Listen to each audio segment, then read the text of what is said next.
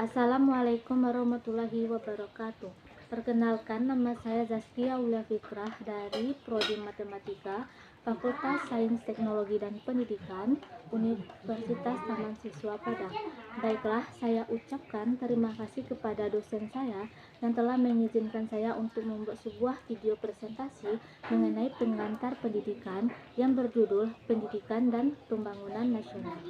Baiklah, penyelenggaraan negara ini dilaksanakan melalui pembangunan nasional di dalam segala aspek kehidupan manusia dari berbagai kehidupan bangsa. Baiklah, poin yang pertama itu adalah saya akan membahas mengenai konsep pembangunan sebagai usaha perubahan yang terencana. Di sini adalah konsep pembangunan itu perlu terencana dan terarah atau seimbang antara pembangunan material dengan pembangunan manusia itu sendiri.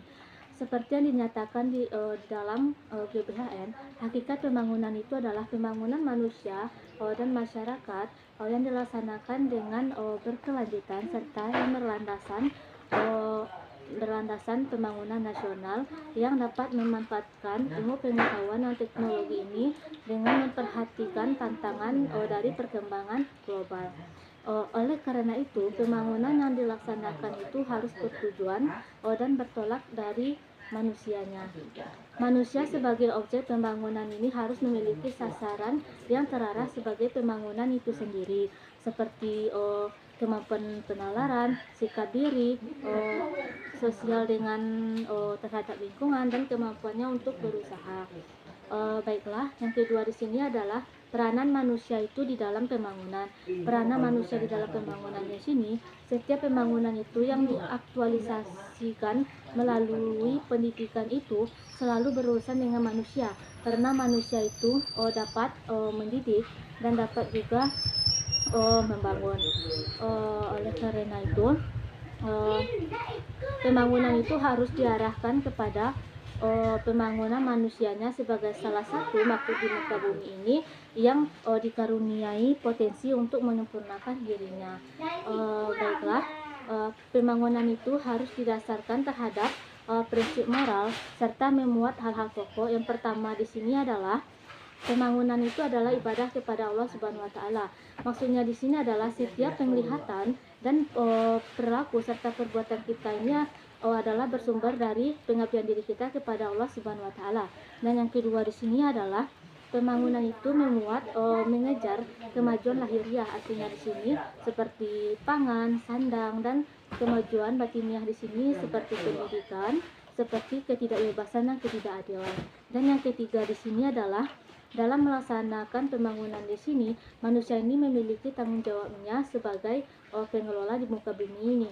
Setiap apa yang dilakukan oleh perbuatannya itu akan dipertanggungjawabkan nantinya. Dan yang keempat di sini adalah pembangunan ini tertuju kepada pembentukan manusia Indonesia yang seutuhnya.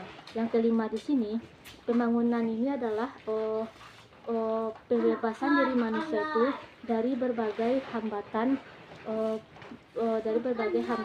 pembangunan manusia, seperti adanya ketidakadilan, adanya ketidakbebasan, serta banyaknya ketimpangan yang terjadi, sehingga tercapainya suatu manusia yang berkualitas setinggi-tingginya.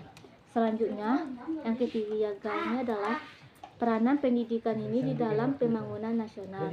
Peranan pendidikan di dalam pembangunan nasional di sini adalah pendidikan itu adalah sebagai usaha yang maksimal dan menyeluruh, yang hasilnya itu tidak akan pernah terlihat dan juga tidak akan pernah dirasakan.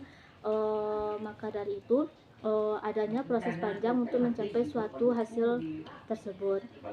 Ada beberapa peranan pendidikan itu terhadap pembangunan. Yang pertama itu adalah dari segi sasaran pendidikan.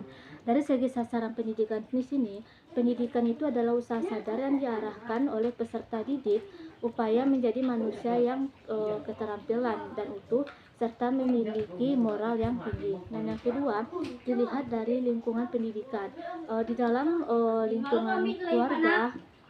lingkungan keluarga di sini, anak ini sebagai calon manusia ini harus kita bekali dengan keterampilan, dengan etika, moral, dan nilai-nilai agama yang ada yang telah diajarkan di dalam keluarga di sini untuk membentuk suatu kepribadian yang baik.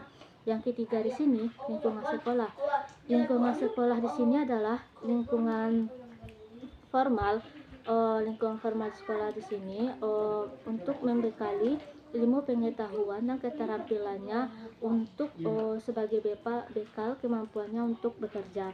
Yang keempat di sini adalah lingkungan masyarakat.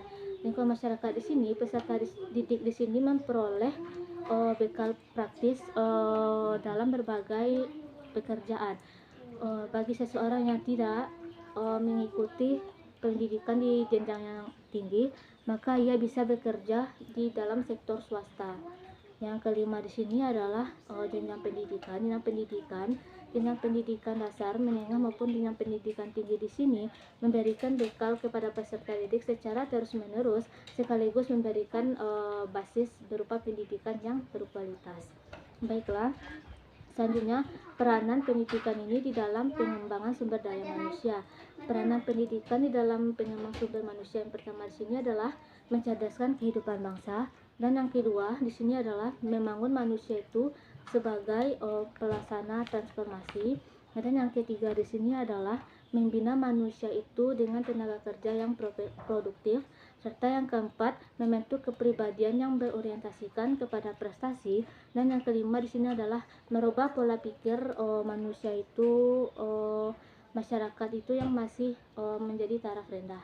Selanjutnya yang ketiga, peranan pendidikan itu di dalam pemeliharaan lingkungan. Peranan pendidikan di dalam pemeliharaan lingkungan ini adalah, secara garis umum ini, lingkungan ini adalah segala benda, kondisi maupun keadaan yang mempengaruhi kehidupan manusia. Oleh karena itu, lingkungan hidup di sini perlu ditata dan dimanfaatkan dengan penuh perhitungan agar membawa makna bagi manusia sebagai makhluk pengelola serta bisa memanfaatkan hasil lingkungan tersebut.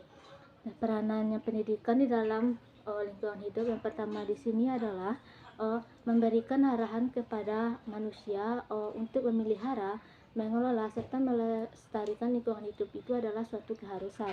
Dan yang kedua, di sini memberikan bimbingan bahwa pengendalian alam itu harus bersifat rasional dan tidak merusak tata lingkungan hidup. Dan yang ketiga, supaya pembangunan itu yang dilaksanakan itu dapat menjaga keseimbangan dan pembinaan ekosistemnya. Yang keempat, untuk mengolah sumber daya alam masyarakat dapat memberikan manfaat bagi manusia lain.